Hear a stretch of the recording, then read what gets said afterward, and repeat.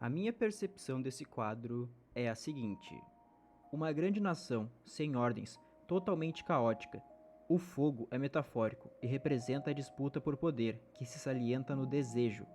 Acredito que esse tal sol fosse alguma forma de poder, tipo um sol mesmo, mas palpável, e o mundo foi dividido entre os que têm poder e os que não têm, os escravos, que de forma coletiva desejaram por liberdade. Mas isso não criou o Deus Sol, e sim a possibilidade dele existir. Ou seja, esse desejo coletivo criou a Hito Hito no Mi. Após a criação da Hito Hito no Mi e posteriormente o surgimento do Deus Sol, a Terra se enfureceu e separou tudo com a Red Line. Então, o Deus da Floresta começa a produzir novas Akuma no Mi e distribui elas pelo mundo e a guerra se intensifica. Joy Boy sabe de seu destino, a morte, e sabe que não pode mudar o mundo. Nesse momento, ele quem possui a Hito Hito no Mi. Vendo Joy Boy, o povo da Meia-Lua, os Di, começam a ter esperança no futuro. De qualquer forma, Oda gênio.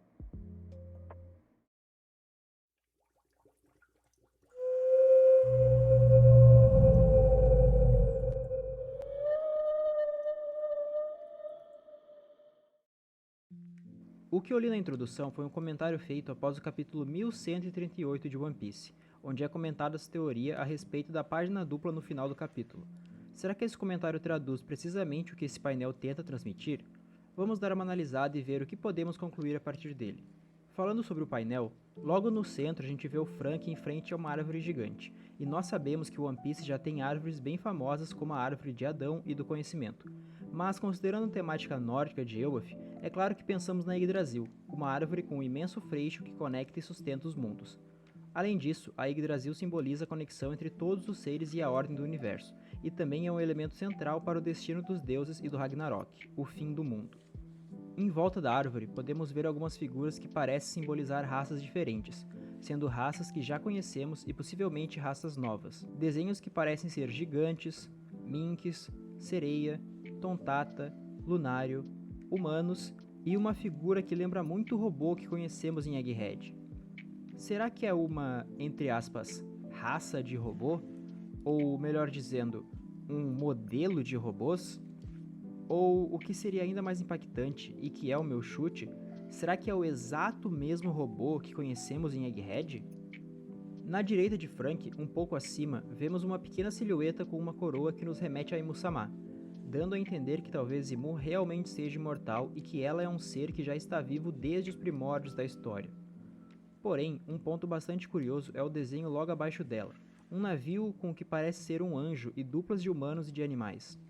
Não precisa pensar muito para concluirmos que esse barco deve se tratar da Arca de Noé. Em One Piece, Noah é um enorme navio que está localizado na Ilha dos Tritões. Até então, sabe-se que ela foi feita para ser puxada por criaturas conhecidas como Rei do Mar e que tem alguma conexão com a promessa de Joy Boy. Em cima de Noah veio provavelmente o que mais me deixou feliz nesse quadro, a Lua, e logo abaixo dela uma construção extremamente parecida com Maxim, o navio de Enel. Nesse ponto você já deve saber disso, mas vale lembrar. Na história de Capa de Enel, nós acompanhamos a viagem dele para a Lua e descobrimos que uma civilização lunar pode estar conectada ao século perdido. A tecnologia avançada encontrada na Lua, como os robôs e as ruínas, podem estar diretamente ligados ao reino antigo que foi destruído pelo governo mundial. Falando agora sobre as três maiores figuras que aparecem no quadro, começamos pela figura no centro, em cima da árvore. Em um primeiro momento, é bem plausível pensar que essa criatura tenha ligação com Uranus, ou que essa criatura seja de fato Uranus, a última arma ancestral a ser revelada. Embora no capítulo 1060 tenhamos visto Imu usando uma arma para destruir Lulúzia e pensarmos que talvez aquilo poderia ser Uranus, minha teoria é que o pássaro desse quadro que é de fato Uranus. E mais que isso, essa primeira Uranus que está representada no quadro foi quem deu à luz ao ovo que vemos com Roger e que, depois de chocar, se tornará a nova Uranus. Também pesquisando sobre aves na mitologia nórdica, eu descobri uma ave com esse nome difícil que está aparecendo agora e que eu não vou nem me arriscar de falar. Essa tal ave é um gigante que assume a forma de uma águia colossal. Ele vive no topo do mundo e quando bate suas asas, cria os ventos que sopram sobre Midgard, o mundo dos humanos na mitologia nórdica. Seu nome significa devorador de cadáveres, sugerindo uma ligação com a morte e a destruição. Se formos considerar que essa ave é Uranus e nós a vemos no topo da árvore que concluímos ser Yggdrasil, será que essa arma ancestral vai ter alguma conexão com a mitologia?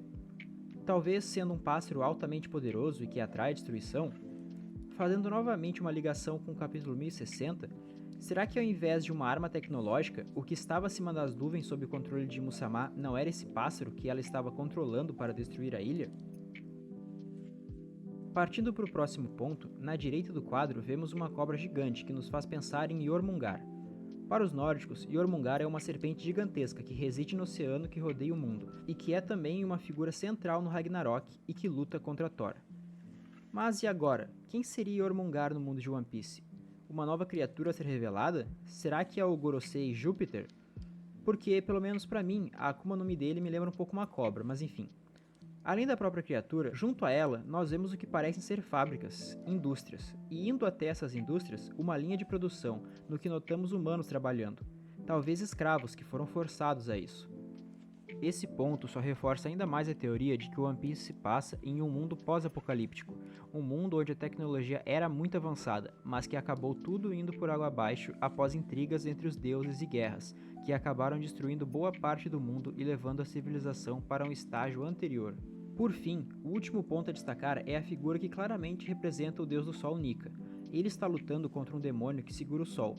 Citando a mitologia nórdica mais uma vez, o sol foi criado após os primeiros seres e era necessário para dar vida e calor ao mundo. Essa batalha que Nika está travando pode ser uma batalha pelo sol, que simboliza a liberdade. Quem detém o sol deve deter a possibilidade de decidir o destino do mundo e se fará uso dele para o bem ou para o mal. Provavelmente, Nika busca obter o sol para livrar os escravos e fazer do mundo um lugar melhor. Mas quem pode ser essa figura que está com a posse do sol até então? E por último, mas não menos importante, logo acima do quadro vemos 3 livros abertos, cada um deles falando sobre o primeiro, o segundo e o terceiro mundo. Em um primeiro momento, eu pensei que cada um desses mundos poderia significar um plano, talvez sendo cada um deles o céu, o inferno e a terra. Porém, lendo a descrição de cada um, mais me parece que cada mundo, na verdade, é uma era que a humanidade já viveu ou que está vivendo nesse momento. No primeiro mundo, lemos que havia fogo sobre a terra, com o fogo podendo simbolizar o sofrimento. A humanidade sucumbiu ao desejo e tocou o sol proibido. Como vimos anteriormente, quem tem o sol controla o mundo. Então, os humanos, cansados de tanto sofrer, podem ter cobiçado o sol, não por ganância, mas sim para se libertarem do fogo, para se libertarem de seu sofrimento. Assim que pegaram o sol, os escravos fizeram um pedido, e o deus do sol apareceu. Aquele que os libertaria apareceu. Mas o deus da terra se enfureceu, e junto da serpente do inferno, envolveu o mundo em morte e escuridão. Com os escravos tendo a chance de se libertar, o deus da terra, que pode ser a figura segurando o sol, não gostou nada disso, e junto de sua serpente, lutaram contra o deus do sol que perdeu, e fez com que os escravos continuassem na sua miséria. No segundo mundo, em um momento posterior, o deus da floresta enviou demônios, que podem ter sido usados para controlar os escravos. Porém, o sol tão somente espalhou a centelha de guerra, podendo sinalizar que os escravos estavam cansados daquilo e se rebelaram em busca de liberdade. O povo da lua e o povo da meia-lua sonharam, com tais povos podendo ser, respectivamente, os habitantes que Enel encontra em Skypiea e os Di. A humanidade matou o sol, e então ascendeu a divindade. Matar o sol seria se apossar de seu poder? Com a ascensão sendo os poderes das Akumas no Mi que foram criadas e que possibilitou que eles se libertassem? Isso explicaria o fato que diz a seguir. O deus do mar se enfureceu. Uma vez que agora os escravos têm poderes e estão livres, o deus do mar ficou irritado e agora os proibiu de entrar na água. No terceiro mundo, que provavelmente é o tempo atual, havia vazio sobre o caos. As sombras inoportunas recordam o dia da promessa e ouvem a voz da lua fragmentada. Essas sombras podem novamente ser os Di, que ainda lutam pela promessa de serem libertos de fato. O deus do sol Dan-se-ri, guiando o mundo ao seu fim.